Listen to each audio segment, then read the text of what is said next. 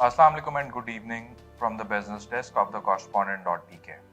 सबसे पहले stock market की बात करेंगे।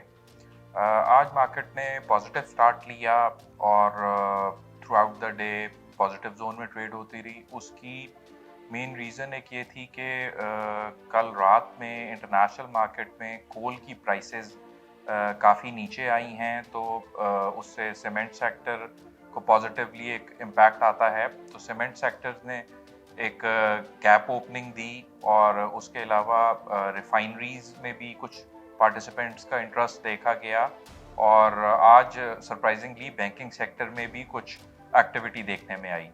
तो through out the day index positive zone में रहा। एक्टिविटी कंपैरेटिवली थोड़ी स्लो रही। मार्केट में कोई और ऐसा ट्रिगर नहीं था जो मिड डे में या एंड पे मार्केट को रिएक्ट करता। तो डे एंड पे मार्केट 218 पॉइंट्स के इजाफे के साथ 42,265 पर क्लोज हुई। वॉल्यूम टोटल मार्केट का 237 मिलियन शेयर्स रहा।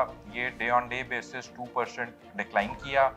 ट्रेडेड वैल्यू 5.8 बिलियन रुपीस की रही, इसमें 7% का इंक्रीज देखा गया, जबकि मार्केट कैपिटलाइजेशन 15 बिलियन रुपीस से इंक्रीज की। वॉल्यूम चार्ट्स पे टॉप पर फौजी फूड्स रहा, इसमें 31 मिलियन शेयर्स का काम हुआ। सेकंड पे वर्ल्ड कॉल रहा, इसमें 22.9 मिलियन शेयर्स ट्रेड हुए, जबकि थर्ड पे सिनर्जी रहा, इसमें 14.2 मिलियन शेयर्स ट्रेड हुए। फौजी फूड्स में वॉल्यूम और पॉजिटिव प्राइस एक्शन की रीज़न ये थी कि ड्यूरिंग मार्केट आवर्स एक ऐसी न्यूज़ चल रही थी कि किसी चाइनीज़ कंपनी ने फौजी फूड्स को एक्वायर करने में इंटेंट शो की है। उसकी वजह से एक पार्टिसिपेंट्स की पॉजिटिव पार्टिसिपेशन देखने में आई। टोटल 362 कंपनीज ट्रेड हुई, जिसमें से 188 companies close positive, 142 close negative और 32 कंपनीज जो हैं वो अनचेंज रही। Going forward market sector wise ही मूव करती नज़र आ रही है। अक्रॉस द बोर्ड मार्केट में पॉजिटिव एक बुलिश मोमेंटम नहीं बन पा रहा because of the political uncertainty.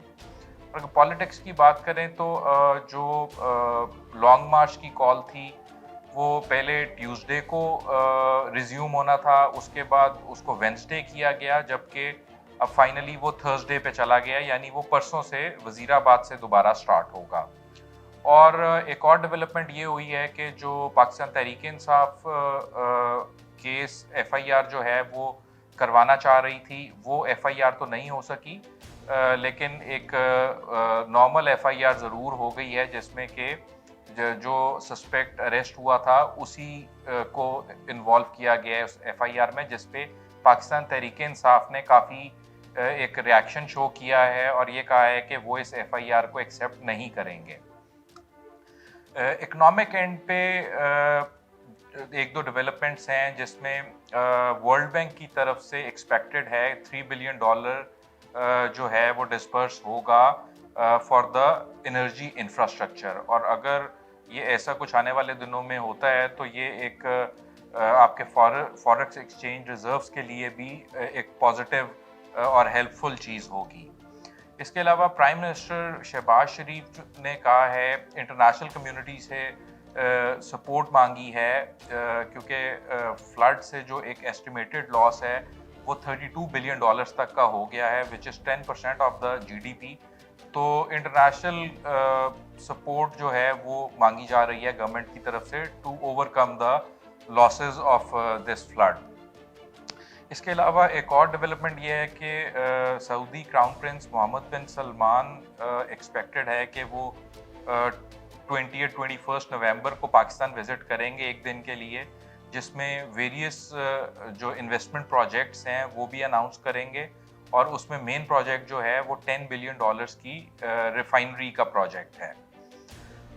इसके अलावा इंटरनेशनल मार्केट्स में यूएस मार्केट्स में कुछ पॉजिटिव ट्रेंड देखा गया, 0.5 to 1.5% पॉजिटिव क्लोज हुई। एशियन मार्केट्स में अदर देन चाइनीज़ मार्केट बाकी मार्केट्स प्लस रहीं, जबकि यूरोपियन मार्केट्स में अभी कुछ मिक्स सा ट्रेंड देखा जा रहा है। क्रूड ऑयल में हमने देखा पिछले एक दो दिनों में ये $90 के ऊपर ट्रेड हुआ और $92-93 तक भी ट्रेड हुआ, बट एज वी स्पीक ये 90.50 से $91 की रेंज में ट्रेड होता नजर आ रहा है. So that's all for today. Till next time, Allah Hafiz.